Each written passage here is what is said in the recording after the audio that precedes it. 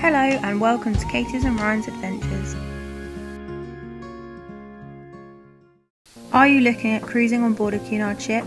We just spent 7 nights on board Queen Victoria sailing around the Adriatic. We will be sharing our experience on board Queen Victoria with a full review of what to expect on board this lovely cruise ship. Cunard was founded in 1840 by Canadian shipping businessman Samuel Cunard. The Cunard line began with a vision to master the Atlantic. What started with steamships carrying mail soon became a symbol of luxury at sea. For over 180 years, Cunard has carried royalty, celebrities, and generations of travellers across the oceans of the world. You may know Cunard by its distinctive red funnel, a symbol of ocean liner heritage. And today, that legacy continues. In this video, we're taking a closer look at Cunard's Queen Victoria to see if Cunard lives up to its legendary name. Today, Cunard is owned by the cruise giant Carnival Corporation and proudly operates a fleet of 4 magnificent cruise ships. Queen Victoria was launched in 2007 and is 294 metres long, with a passenger capacity of 2,014 passengers and a crew of 990. She features 1,006 staterooms with a maximum speed of 23.5 knots. In August, we took a fly cruise and joined Queen Victoria in Trieste in Italy, and then visited Dubrovnik in Croatia, Kotor in Montenegro, Corfu in Greece, and Kefalonia in Greece, before heading round to Rome to disembark. We stayed in a standard balcony cabin on deck 4, cabin 4180.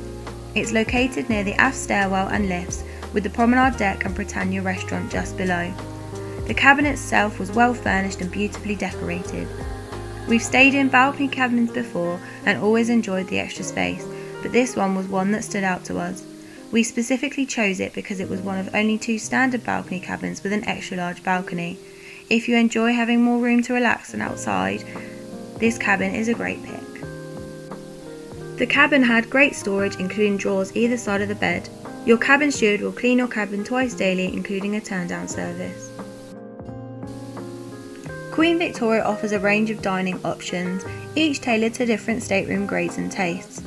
On Queen Victoria, the dress code for the main dining room is smart attire, and for a 7-night cruise, you can expect at least 2 gala evenings.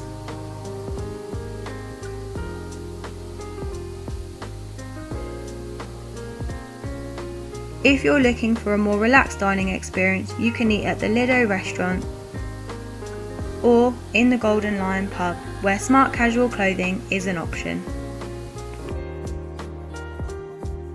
We ate in Britannia restaurant. You'll either have a set dining time of 5:30 or 8 o'clock, or you can opt for freedom dining, where you can join a virtual queue on the Cunard app. We opted for the late set dining time. Our dining experience was excellent. Our waiter was friendly and offered a great service throughout. We reviewed every meal we ate on board, and if you want to find out more about what we ate, check out our Queen Victoria vlogs.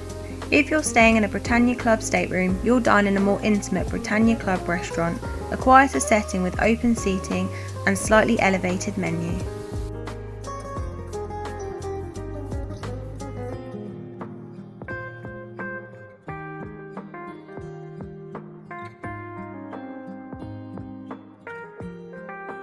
Guests booked in Princess Grill Suites have access to exclusive Princess Grill restaurant, where service and cuisine is more refined with an elegant private atmosphere.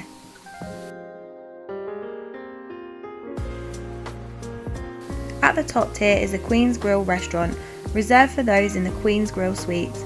This is Cunard's most luxurious dining experience, with a la carte menus, tableside service and exceptional level of attention. For more casual dining, there's the Lido, the ship's buffet restaurant, open for breakfast, lunch, afternoon tea, dinner and late night snacks, including international options and theme nights.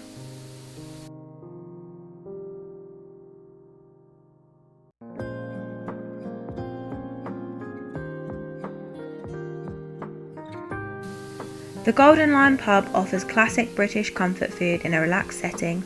Most of the food is included in your cruise, with some holding an additional charge. Perfect for the fish and chip lunch and a pint.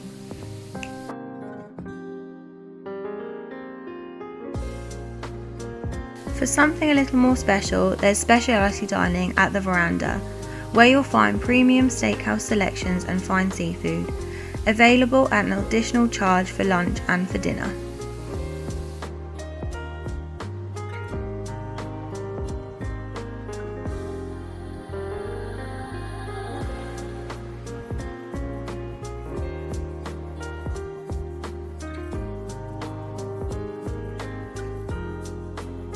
And of course, no Cunard voyage would be complete without afternoon tea in the Queen's Room, a signature tradition featuring white glove service, fresh scones, sandwiches and live music.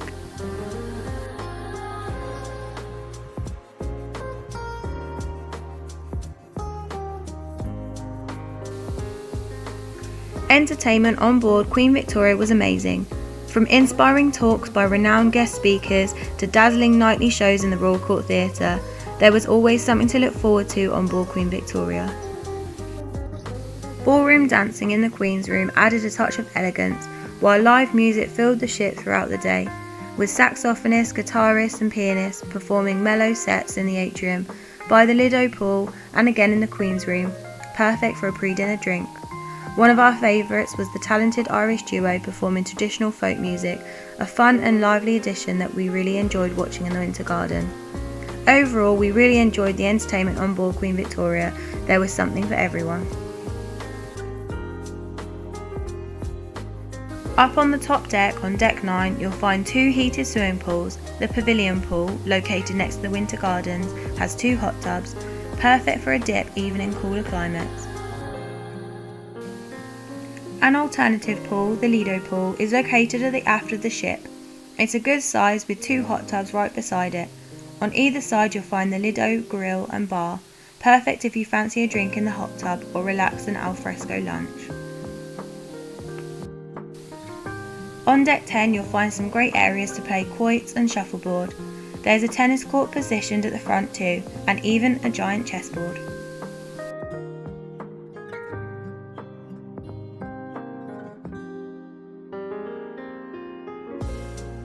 For fitness fans, there's a well-equipped gym on deck 9 with spectacular views overlooking the front of the ship.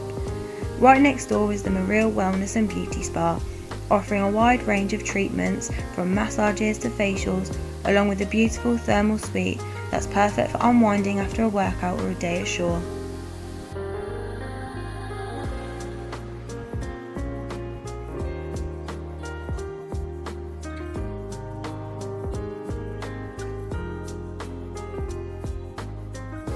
Going down to deck 3 you'll find the Grand Lobby, a beautiful 3-deck high space with sweeping staircase, elegant finishes and a real sense of occasion. Nearby is the card room, a quiet space for onboard games.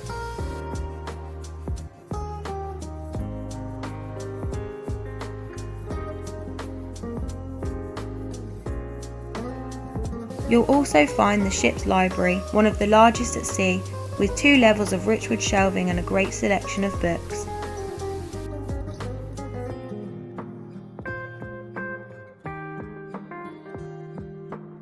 And we must mention the chart room, a lovely place for a morning coffee with complimentary cakes or an evening pre-dinner drink. We really enjoyed this space.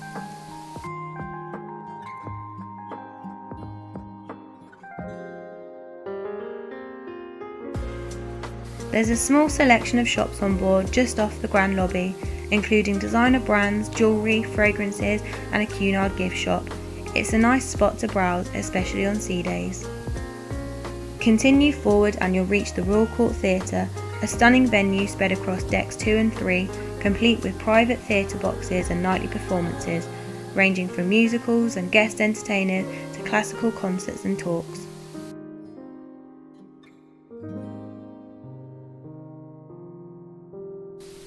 On these decks you'll also find the casino,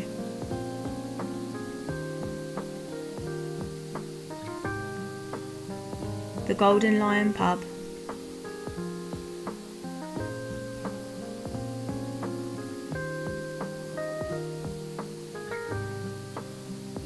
and the Queen's Room for ballroom dancing and afternoon tea.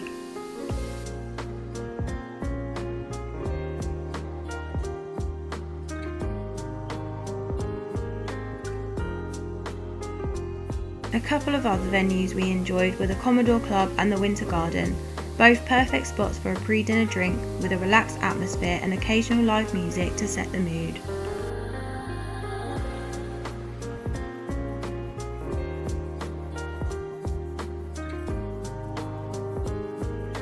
We took a fly cruise from London Gatwick to Trieste, Italy, flying with TUI. The flight was comfortable and the crew were friendly and efficient, a great start to our cruise. After landing in Italy, we collected our luggage and made our way outside to find the Cunard transfer. There was one Cunard representative at the terminal, directing passengers to a queue for the coach. Unfortunately, we ended up standing in a line for around 45 minutes in 26-degree heat before finally boarding. There were 3 coaches waiting, so it wasn't clear what the delay was. We also found it a bit odd that we had to load our own luggage onto the coach, something we weren't expecting. On our previous fly cruise with P&O Azura, the luggage was taken straight from the airport and delivered directly to our cabin, which made for a much smoother arrival experience. Although this was minor, we expected a lot more from Cunard. Our 7-night Adriatic cruise started in Trieste in Italy, a sea day the next day, and then on to Dubrovnik in Croatia, Kotor in Montenegro, and Corfu and Kefalonia in Greece, before another sea day, passing the Messina Strait and up to Rome, where we disembarked.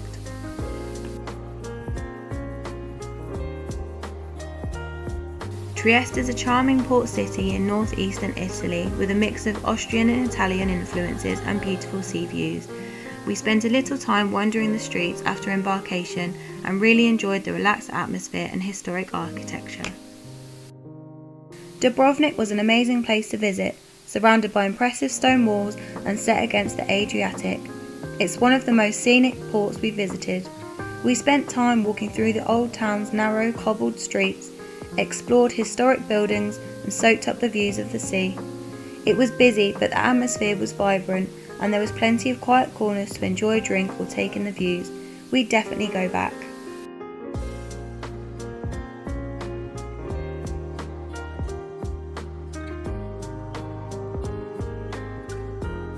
Kotor, Montenegro was easily one of the top places we've visited.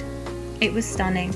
Sailing through the Bay of Kotor felt like entering a hidden fjord, with dramatic cliffs rising on all sides. Kotor was our first and only tender port. As with all tenders on cruise ships, there's always a wait, and we encountered a 40-minute wait to board our tender into Kotor.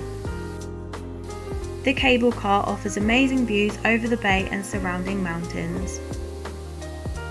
The old town was full of charm, with narrow cobbled streets, historic stone buildings, and the cutest local cats lounging around every corner. It had a peaceful, almost magical atmosphere, and we were genuinely blown away by the scenery. The sail away at sunset was incredible, a truly memorable port.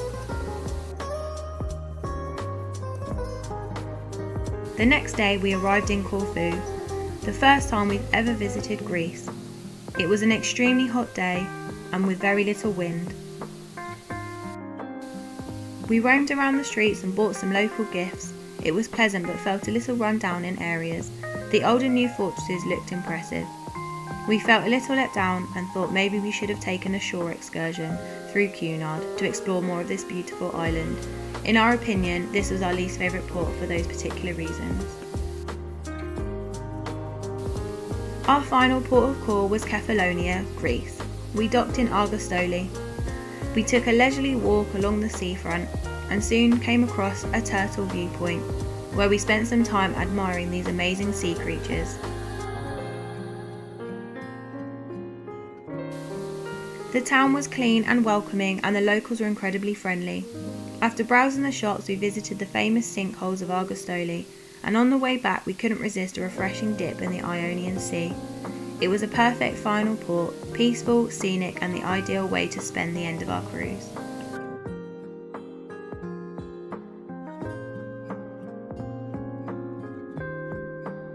Another great highlight of our cruise came on our final sea day when we sailed through the Messina Strait, the narrow passage separating Sicily from mainland Italy. It was a first for us and a really memorable experience.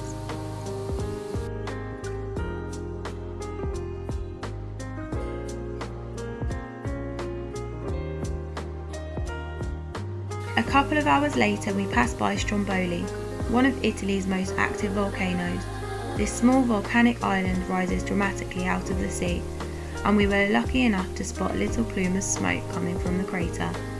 It's known as the lighthouse of the Mediterranean due to its frequent eruptions, and seeing it from the ship was a real treat.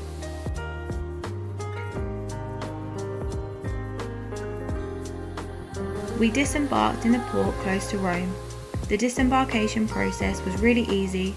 Our transfer information was given to us a few nights before, and we opted to take our suitcases off independently and onto the coach transfer. We disembarked just after breakfast. The transfer took around 1 hour from the port to Rome Airport.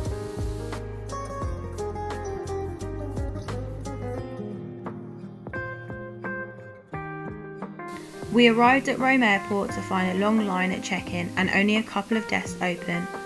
It took us 45 minutes just to get through the first queue. At first we thought we were finally all checked in, but then the check-in agent explained that there was a system issue and that she couldn't see passengers' names or their allocated seats. I managed to get checked in, but Ryan didn't, so we waited another 15 minutes until it was sorted. And even though we had pre-booked our seats in advance, we were given completely different ones at check-in. We boarded the plane on time, and we were soon notified by the captain that there was an issue. A shortage of baggage staff to load the suitcases. This meant a delay of up to an hour, and in the end it was an hour and a half before we finally took off. A little inconvenient, but these things do happen. Our flight back to Gatwick was with TUI, with a flight time of 2 hours. Overall service on board Cunard's Queen Victoria was exceptional, from the fine dining and turn-down service to the friendly greetings from the crew around the ship. Cunard's signature White Star service really shone through this voyage. The crew, who were consistently professional, attentive and friendly, and it made the whole experience feel truly special.